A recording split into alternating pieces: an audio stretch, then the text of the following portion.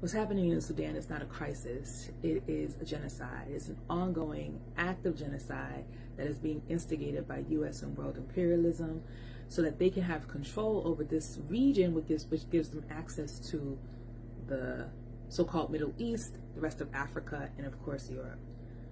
And Sudan is a strategic position in Africa because obviously it's close to the Horn, but also it has access to a port that will give them control over the waterway in the Red Sea.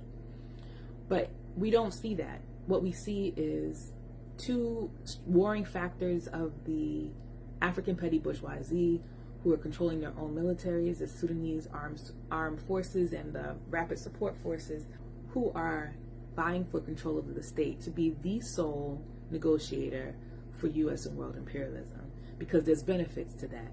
And the U.S. is not some innocent bystander hoping for some resolution that will save the people.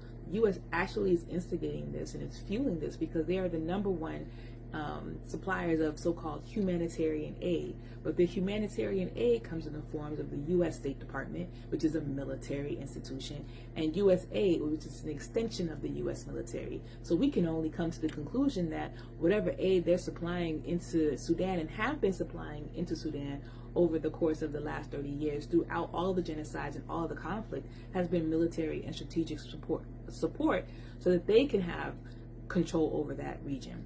And let's also be clear that although the U.S. is the number one supplier of so-called humanitarian aid to Sudan, there are other actors who are also in Sudan vying for control. See, what's happening in Sudan is not some interscene ethnic cleansing conflict, even though it can be a part of, that's how it's being portrayed.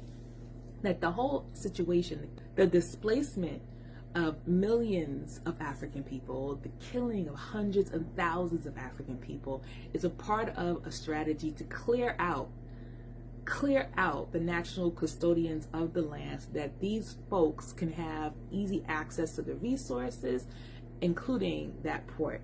So when we look at these conflicts that are happening in Africa, all of it is based in colonialism.